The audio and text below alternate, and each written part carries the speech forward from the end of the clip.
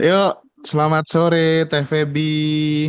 Sore, Mbak. Sore semuanya. Iya, ada Mbak Jennifer, ada Mbak Jenny. Terima kasih sudah bergabung. Kita nunggu satu lagi Mbak Astri ya. Ya, Yogyakarta. Baik, Teh Febi, kita langsung tancap gas saja. Eh, Oke, jadi banyak teman-teman itu yang penasaran sama apa yang dialami oleh TVB kan. Kira-kira eh sebenarnya tuh lebih dulu mana sih nerapin ilmu ini atau nerapin kegiatan yang suka berbagi, peduli kepada anak-anak yatim, peduli kepada fakir miskin, itu lebih duluan mana TVB? betul. Kembali ke tabungan semesta ya, Mas Hendra dan teman-teman. Jadi, sejak SMP, Mas, kebiasaannya begitu. SMP, SMA, kuliah, bekerja. Nah, mulai bekerja kan mulai punya penghasilan. Nah, mulai punya penghasilan, aku memang biasa ke panti jompo, memang seneng, memang panggilan jiwa gitu. Udah tertarik sama urus-urus panti jompo, urus-urus anak-anak yatim. Memang seneng karena eh, bahagia gitu melakukan itu. Jadi kalau tadi pertanyaan lebih dulu mana? Iya, jauh sebelum ketemu masalah Harley, jauh sebelum nerapin ini, udah dari dulu sih memang seperti itu. Karena aku lihat kebiasaan mama papa kayak gitu, terutama mama ya. Mama tuh kalau misalnya masak sesuatu, masakannya banyak, dia dia kasih ke tetangga-tetangga kayak gitu. Bahkan kalau waktu Mama pindah waktu itu dari Jakarta pindah ke Pelabuhan Ratu waktu itu ada tetangga-tetangga yang membutuhkan kakakku Boyke dan aku disarankan untuk donasi ke mereka turun langsung. Itu jauh sebelum permasalahan Harley, jauh sebelum menerapkan ilmu ini gitu. Memang dari dulu habitnya seperti itu gitu. Ditambah lagi dengan satu satu kondisi-kondisi tertentu yang memang aku melihat banyak panti jompo atau anak yatim yang butuh butuh orang tua lah bisa dikatakan, terutama anak yatim. Ditambah waktu corona awal itu kan 2019 itu banyak sekali orang tua yang meninggal, anak-anaknya itu jadi yatim piatu, mamahnya meninggal, papahnya meninggal, kayak gitu. Jadi itu anak sendiri gitu. Nah, sejak 2019 atau sebelum sih sebetulnya, aku udah punya banyak beberapa anak asuh yang disekolahkan. Dari mulai mereka SD itu disupport SPP-nya, kebutuhannya, semampu aku lah. Tapi karena teman-teman banyak tahu, jadi suka akhirnya barengan gitu. Ngumpulin satu budget, kita sekolahin satu anak, dua anak, tiga anak, sampai sekarang mungkin udah lebih dari 20 ya, anak-anak yatim. Dan bahagianya anak-anak yatim itu yang tadinya dia nggak bisa mandiri, terus akhirnya disupport gitu sekolahnya Mas Hendra dari SD, SMP, SMA, sampai lulus, terus sekarang dia udah bisa kerja, udah kerja gitu, udah kerja, udah bisa mandiri, akhirnya bantu keluarganya yang lain. Dedikasinya sampai seperti itu dan itu udah jadi habit. Jadi aku tuh kayak punya satu pemahaman bahwa cinta yang tulus itu menyelesaikan semua permasalahan. Keren, keren, keren. Cinta yang tulus itu kasih yang tulus, kasih yang memberi tanpa meminta, tapi memang kita merasakan kebahagiaan yang aku bahagia nih, istilahnya happy. Nah, rasa happy sama bahagianya itu diekspresikan lewat berbagi itu. Nah, yang aku rasakan itu tuh justru yang menjadi solusi semua permasalahan itu terurai gitu. Substansinya sih itu sih Mas Hendra, dari rasa bersyukur dan berterima kasih aja terhadap hidup ini. Jadi Oke, berbagi oke. tanpa meminta feedback gitu istilahnya. Iya, karena banyak ya teman-teman itu yang pada ngeluh kan. Aku tuh udah lama melakukan afirmasi dan lain-lain, tapi hidupku begini aja Mas Hendra gitu ya. Terus kemudian aku mencoba untuk menerka-nerka nggak mungkin deh Feby ketemu sebuah ilmu ini, tapi sebelumnya dia tidak memiliki banyak tabungan energi, tabungan semesta yang diperbuat pada saat dia remaja dan lain sebagainya gitu. Sekaligus jawaban Feby ini mengkonfirmasi dan mengirimkan sebuah pesan bahwa tabungan energi itu sesuatu hal yang menurutku sangat pokok, sangat fondasional gitu. Jadi dengan adanya tabungan energi ini semesta akan menggiring kita sebenarnya kepada hidup yang lebih baik. Iya nggak, Feby? Betul, betul banget Mas Hendra. Itu betul banget. Karena ada satu kisah sih Mas, istilahnya satu kisah yang menarik gitu ya untuk diangkat. Satu kisah, satu cerita yang sebetulnya hanya dengan berterima kasih dalam cinta yang tulus gitu. eh, Cukup dengan itu aja sih sebenarnya lompatan permasalahan tuh bisa terurai sih dengan sendirinya, itu yang aku rasakan gitu. Jadi honestly ya Mas Hendra, dari sejak aku lulus kuliah terus kerja, mindset aku tuh memang fokus kelimpahan memberi itu ketika kita memang udah mandiri, terus kelimpahan memberi, fokus di pekerjaan itu, yang lain-lain tuh kayak datang gitu, datang dengan sendirinya gitu. Dan satu lagi sih, aku belajar dari Diamond Cutter Wisdom ya, yang guru besarnya itu, dosennya itu Gase Michael Roach. Dia adalah satu guru internasional 43 negara waktu itu, dan tersebar juga di Indonesia. Juga ada satu coach yang unik gitu buat aku. Jadi waktu yang kisah Harley aku mau keluar itu kan, itu wish come true aku banget ya Mas Hendra ya. Jadi kayak I make a wish, motorku keluar yang udah 1,5 tahun lebih tertunda di situ, selain kisi-kisi tabungan semesta, mindset melepas dan lain-lain. Waktu itu Jason Michael tuh ada kasih tips gitu sama aku. Feby, you have make a wish gitu. Lo punya wish, motor lo keluar, just make a wish another people come true. Jadi bisa nggak lo, kalau temen lo, saudara lo, mamah lo, adik lo, anak-anak lo punya wish, make them wish come true, bikin wish mereka terjadi. Itu yang aku, wah seru, asik gitu. Akhirnya waktu itu ada satu kisah, aku datang ke panti jompo. Panti jompo itu ada kukunya pada panjang gitu, dan mereka nggak bisa pakai kaos kaki gitu kan. Terus ada satu nenek yang kukunya panjang, terus suster-suster di situ mau ngeguntingin kukunya pada takut. Akhirnya aku mikir gini, wah ini satu nenek ini cantik banget gitu ya.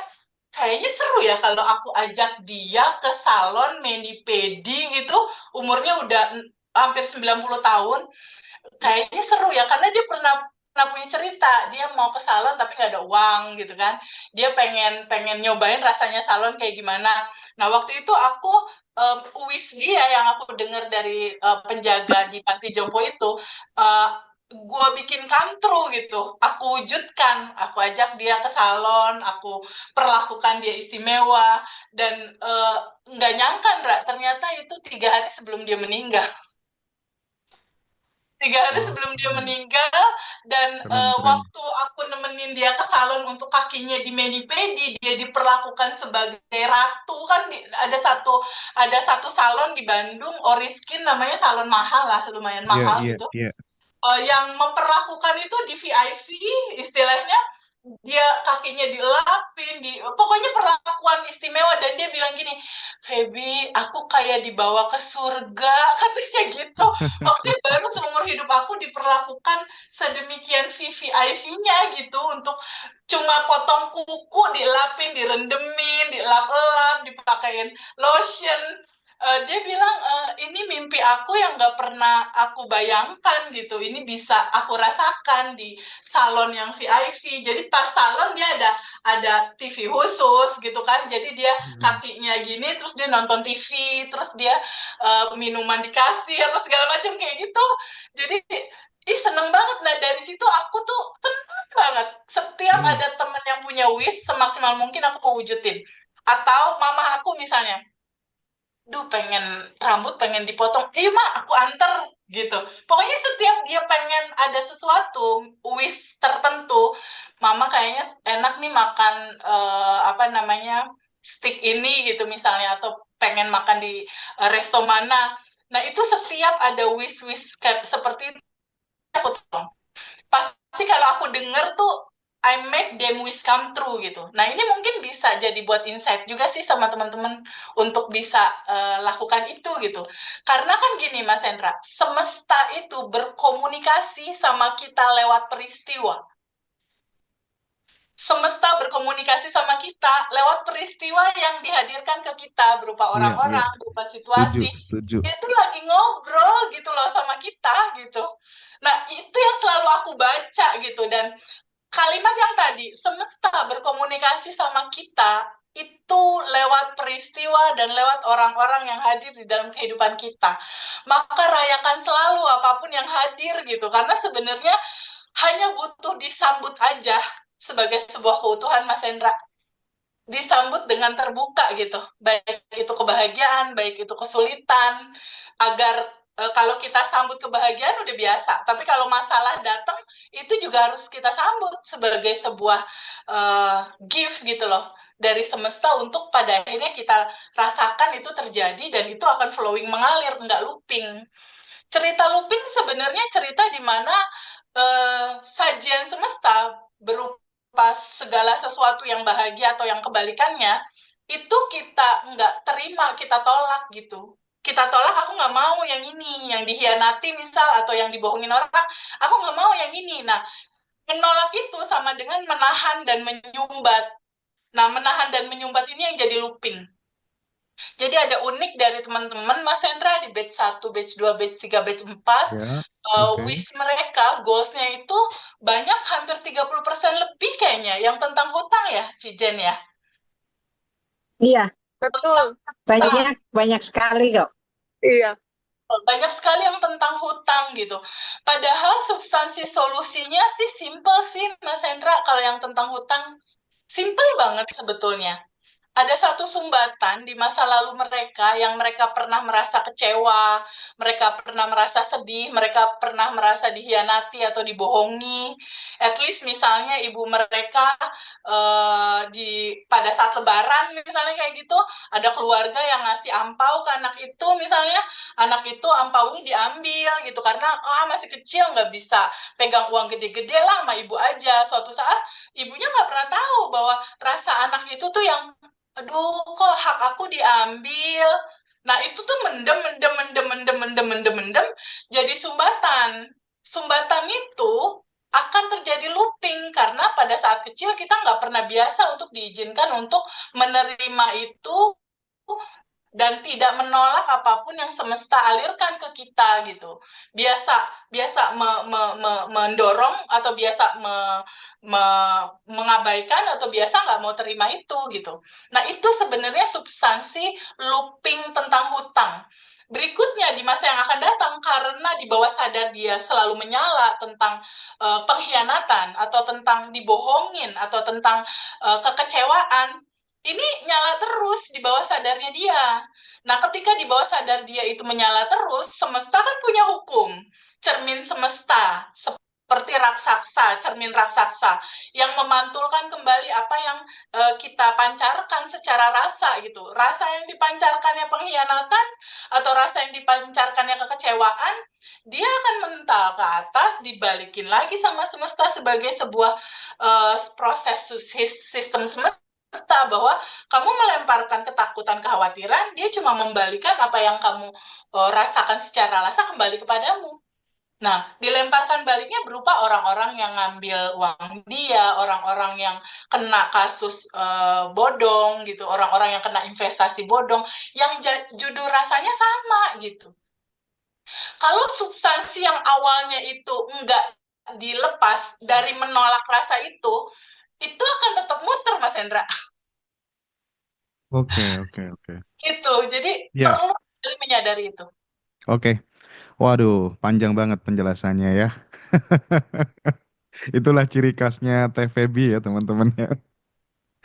Oke, aku juga harus pinter-pinter untuk manage waktu ya, karena TVB sebentar lagi nanti juga akan buka puasa gitu.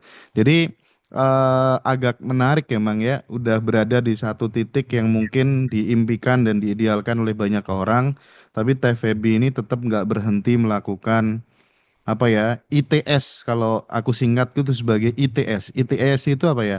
Ikhtiar, tahajud, dan sedekah gitu kira-kira ya. Jadi eh apa sih Feb yang kamu kok nggak berhenti melakukan tahajud, nggak berhenti melakukan sedekah kayak gitu tuh kenapa gitu? Biar teman-teman terinspirasi dan tergerakkan gitu. Ini khusus untuk yang Muslim ya, yang untuk tahajud ya gitu. Iya, Silakan iya. silakan Teh Febi. Jadi gini, kalau untuk tahajud, kita tahu tahajud itu mulai kita bangun jam 3 Mas Hendra, dikala semua orang-orang tidur gitu. Artinya bumi dan semesta itu hening gitu, bisa dikatakan gitulah, hening. Kita bangun. Aku merasa bahwa me time, cara aku sama energi tanpa batas ya di situ gitu. Di jam 3 itu. Jadi ada satu me time yang aduh, nggak usah ngomong pakai kata-kata, tapi di sini gitu loh, terima kasih, terima kasih. Jadi di tahajud tuh cuma bilang terima kasih doang, cuma bilang terima kasih, terima kasih, terima kasih atas semua anugerah, atas nafas, atas kesehatan. Kan di Abundant Revolution tuh kita ada daily yang 30 hari nafas syukur. Teman-teman, aku sounding 2 kali sehari, pagi sama malam. Kalau aku nggak 2 kali, Mas Hendra, 9 kali. Jadi Wow, setelah 9 kali sholat ya. 5 waktu, ya, terus sholat duha di siang itu sadar nafas syukur lagi. Terus sholat tahajud di jam 3 sadar nafas syukur lagi. Terus mau tidur dan bangun tidur jadi 9. Nah, kenapa tetap sholat tahajud? Waktunya antena ditinggikan untuk mengheningkan pikiran dan membangun rasa kesadaran. Aku merasa itu asik gitu di jam segitu gitu. Nah, Iya, iya, ketika iya. jam 3 biasanya aku suka ngobrol gitu Mas Hendra ke dalam. Wahai semesta yang baik, Allah Subhanahu wa taala atau apapun lah misalnya nama itu disebut ya Mas Hendra. Aku suka bilang, semesta yang baik, tolong kasih intuisi aku dong. Apa ya yang mau aku kasih buat daily rutinnya batch 1 gitu, yang sekarang udah masuk day ke 30. Udah, kayaknya udah masuk ke DK 39 deh, Pak. 39 nggak berhenti ya. Gila tuh. Tanyain Mbak Jen itu batch 2. Kan janji kita ya, Mas Hendra. Janji Hmm, kita, hmm, kita dampingnya selama 30 hari. betul. Ya, coba tanya Mbak Jen. Iya dia. tiga Aku puluh nanti, satu hari. Gimana gimana Mbak Jen? Lebih bonus. Bonus ya. Oke deh. Aku nanti ada Ya, gilirannya ke bonus Mbak dua Jenny, hari. ke Mbak Jennifer dan Mbak Astri ya. Tapi sebelumnya aku masih ada beberapa yang pengen aku tanyakan ke Feby. Sekaligus aku juga kasih informasi ya ke teman-teman. Karena Feb luar biasa ya, magnet daripada Bandan Revolution, Feby Effect itu sangat luar biasa di teman-teman di Ngaji Roso. Ini udah masuk batch 8 yang kita buka pendaftaran. Batch 5 nanti tanggal 23 Januari, batch 6-nya tanggal 30 Januari, batch 7-nya tanggal 6 Februari dan semuanya udah full. Udah nggak bisa nerima peserta lagi kecuali batch 8 di 13 Februari gitu. Meskipun demikian, Feby, masih banyak teman-teman yang nggak bisa masuk gara-gara kendala dana. Sehingga kita informasikan kayak besok tanggal 22 sore itu kita bikin Zoom berbayar sukarela khusus buat anggota grup Ngaji Roso Peduli. Nah, ke depan nanti kita akan bikin Zoom sukarela untuk umum ya Feby ya. Untuk umum ya Feby ya. Oke. Kita Ya, oke, Feby nanti mic-nya agak maju ke depan ya. Oke.